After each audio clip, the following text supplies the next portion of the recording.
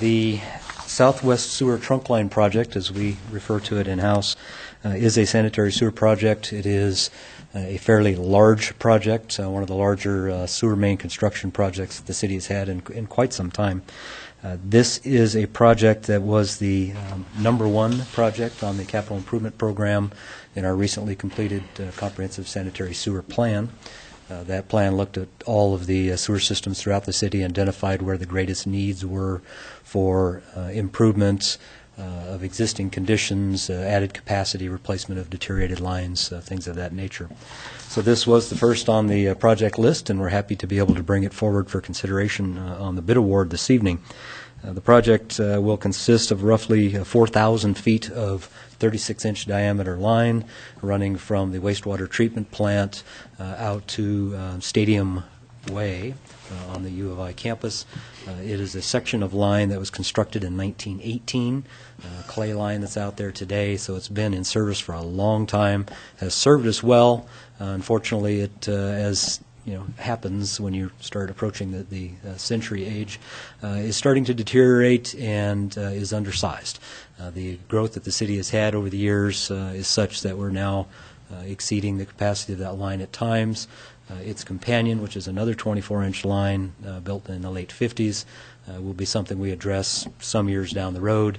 But in the meantime, we do need to replace this main, and so it was designed and put out to bid for that purpose within this stretch. We will eventually be doing other sections of the trunk line that date back actually even further in time as we move further upstream into the heart of the city and eventually work our way out to State Highway 8 east of US 95. So the project before you this evening will construct that 4,000 feet of line. It was put out to bid in early March. We did receive 4 bids for the project. The low bid came in from Big Sky Development Incorporated of Hayden, Idaho, two different towns. The base bid that was submitted was $958,374. This was actually a little below our engineer's estimate, so we were pleased with the numbers. There was a minor complication in the bid package in that there was a mathematical error in the bid sheet submitted by the bidder. That error was corrected. The total that then resulted with that correction still placed them as the low bidder by about $30,000 or so. We have reviewed the bid package. We did request some additional information from the low bidder with respect to who their job foreman would be, the superintendent, their experience in this type of work, some of their resources, and the ability of their bonding agency to cover the higher amount that was the corrected mathematically correct amount with the bid.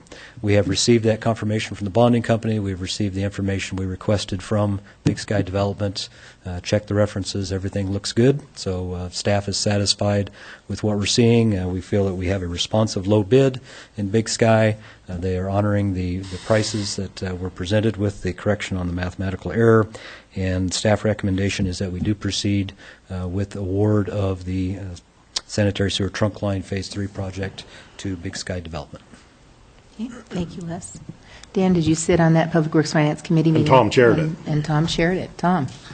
Yes, I would just like to say that at the Public Works Finance Committee meeting, we established that the city was working well with the University of Idaho to make sure that the routing and the timing of the route was all going to take place working well with the University of Idaho. So it sounds like we've got all of our bases covered. Mm-hmm. And with that, I'd like to make a motion. Please do. If I can. Please do. That we accept the low bid of Big Sky Development, SIC, Inc. There's a typo in the packet. In the amount of $958,374 to construct the base bid, not including the alternative pipe material, and authorize staff to approve construction change orders in an amount not to exceed 10% of the contract amount, $95,837. Second. We have Tom's motion and Wayne's second. Any discussion from the council?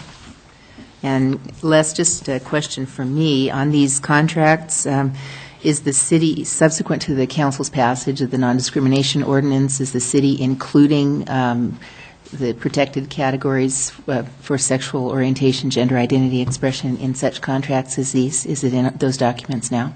Yeah, I would probably have to defer to legal, but I can tell you that generally speaking, the language in these contracts are in line with the federal requirements in terms of any forms of discrimination. So as we have updated any of our codes and ordinances or the federal statutes have changed, we do specify that we need to remain in compliance with all of those statutes and codes. Nothing has been changed recently within these specifications based upon that most recent action by the council, but I believe we're probably covered with that respect. Okay. Gary, are you aware of the language in that particular contract? Yeah, typically the contracts, the general conditions of the contracts indicate they must comply with all state, federal, and local laws and ordinances. You make a good point, though. So we will, in this contract, likely insert that as a ordinance, call it out. It does make sense to do that. So, Les, we probably need to take a look at that. Does that affect the live motion that's here on the? No, ma'am. The general Okay. conditions, it's acceptance of the bid and issuance of the contract, so it should be fine. The maker of the motion is very happy to. I'm sure he is. I'm sure he is. Sue? I just had a quick question for Les that his presentation brought up, and it really doesn't have anything to do with this motion, but where in town are there sewer mains older than 1918? Prior to 1918, the main sewer main coming out of downtown discharged to Paradise Creek at the location essentially at Stadium Way. So that line obviously was constructed prior to 1918, passing back into the city center. Now, I do not know exactly when that line was constructed. Back in 1917. Yeah, so it had been there for some time, and there was a facility located there next to the creek that treated minimally the wastewater before it was discharged to the creek. In 1918, the main was extended to our current wastewater treatment plant location, and a new facility installed there. So it probably goes back at least into the 1800s, but I can't say exactly when. Amazing. Thank you. Okay. Any other discussion? Would anyone like the motion repeated? No. Dan, would you like to start voting? I will. Aye. Aye. Aye. Aye. Aye. Okay, the motion carries. Gary?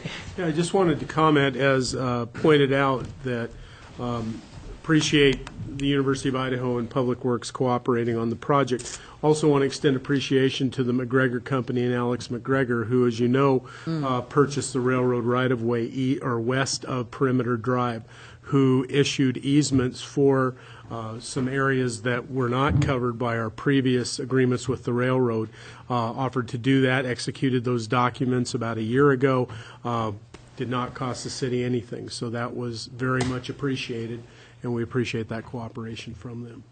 Okay, thank you.